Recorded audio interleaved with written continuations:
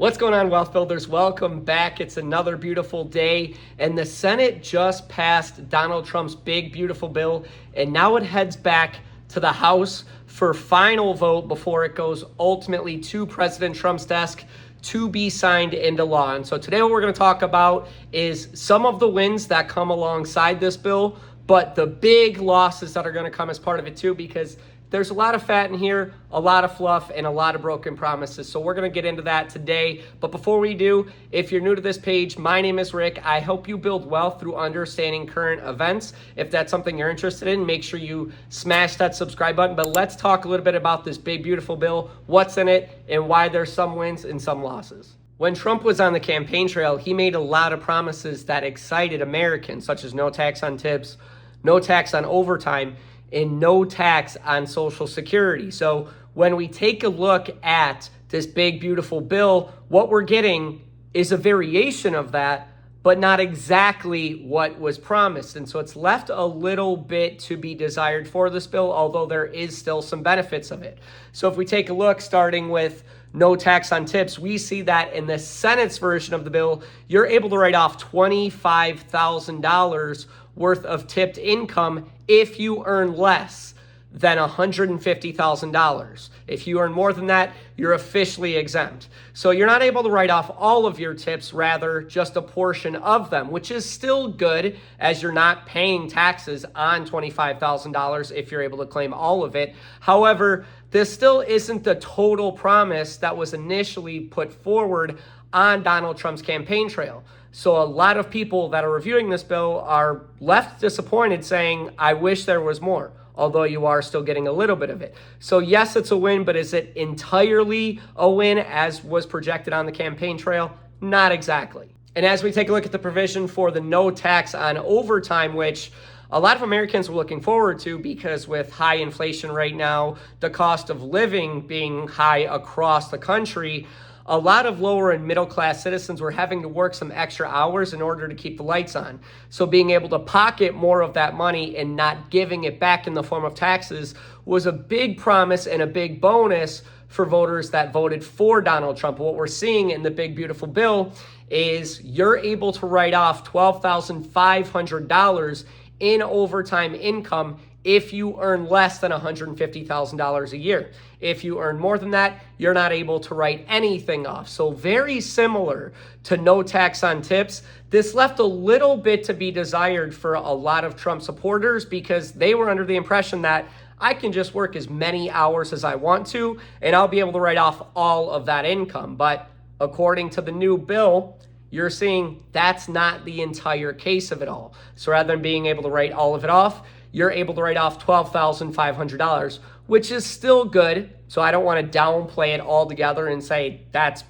bad, but it wasn't exactly what was promised, which again has left a lot of people disappointed. Now, another promise that Donald Trump made on the campaign trail was no tax on Social Security, with the idea that if the elderly and retired can keep more money, ultimately that'll help them live a more fulfilled and satisfied retirement. However, what we're getting is a modified version of that in the big, beautiful bill, where there's no mention at all about no tax on Social Security. Rather, what you are getting is a senior bonus deduction. Now, essentially what this bonus is rather than writing off the standard deduction that most seniors are getting of $4,000, they're able to write off $2,000 extra as part of this bonus deduction put into the bill.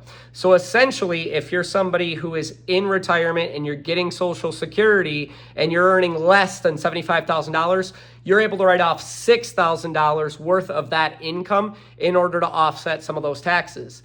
If you're filing jointly, you're able to write that off if you're earning less than $150,000 jointly. So there are still some limitations on this, but again, this is just another case of leaving more to be desired, as what was promised isn't exactly what was delivered. So you can see that when it comes to this budget bill, it's left a lot of people feeling disappointed and feeling like they just got duped, because this wasn't exactly what was promised on the campaign trail. Now, one of the big wins of this bill is the Trump savings account. And what this ensures is that children for generations to come are able to build wealth early. So what this provision of the bill says is if a parent or parents have children under the age of 8 and they start a savings account for them, the government will fund that savings account with $1,000. On top of that, that savings account can also be funded by the parent up to $5,000 per year as a tax write-off as well. So this gives an opportunity for children to get a head start on, number one, building wealth, but number two, being able to pay for college as well. And it doesn't matter if the parents have 1 child or 5 children, each one of those children count for the $1,000 being funded by the government. So this is a really big win for future generations, as this gives parents an early jump start and an incentive to help their children start building wealth early on, to pay for things like school, to pay for things like education, and ultimately get a leg up on building wealth for those generations.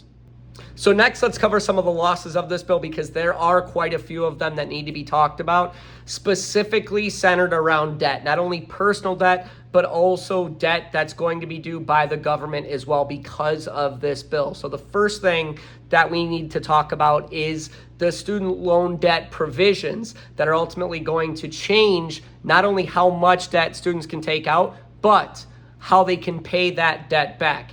Now, a good portion of these provisions is capping how much a student can take out in federal loans. So right now, the provision in the Senate says that they're going to make changes to unsubsidized student loans, and a borrower can take out up to $20,500 per year to pay for graduate school and up to $100,000 total. So they're capping out how much a student can take out in order to go to school via federal loans, which is great.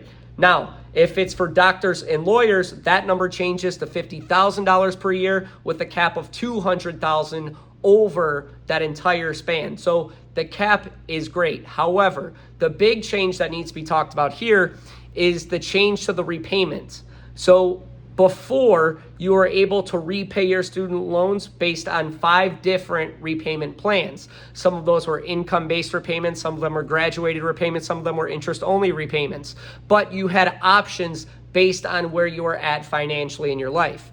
The new provision says that there's only 2 repayment options. One of them is an income-based repayment, and the other is the standard repayment. So if you're somebody who can't afford to make your payments the traditional way and the income-based repayment just doesn't quite fit you either, well, that's too bad. There really are no other options. So rather than having 5 different repayment options, you're now only left with 2, which is not a good thing for college students moving forward. And we already know that we have a huge student loan debt crisis going on. This isn't going to help. Now, the other big debt, and this is the debt that sparked the feud between Elon Musk and Donald Trump, is the debt that this would add to the national deficit. Right now, it's projected that the big, beautiful bill is set to add $4.45 trillion to the national deficit, which means that it's going to put us in an already catastrophic debt crisis that America's been facing for decades. And Trump said he does have plans to take in tariff revenue in order to offset the cost of this bill. But the fact remains that we were already dealing with a national deficit problem, and DOGE, although the idea is good, adding more to the national deficit to the tune of $4.45 trillion is still a really big undertaking that is ultimately going to put America further behind in order to balance that budget. So this is a really big loss, and one of the only ways it seems that America will be able to pay this back is by introducing new taxes, whether that be on businesses or citizens. So another big tax burden that ultimately isn't going to help America or Americans. So that's the highlights of the big, beautiful bill. And it appears that some of the campaign promises that Donald Trump has made have totally fallen flat and just were that promises that just weren't kept. So I want to know from you guys, do you think that this bill actually has some good pros in there? Or do you think that pretty much this bill is going to create more problems than it's worth? Let me know in the comments. And if you did enjoy this content, you want more content on today's news and highlights that'll help you profit big, Make sure that you smash that subscribe button. Other than that, I hope you have a great rest of your day. Peace.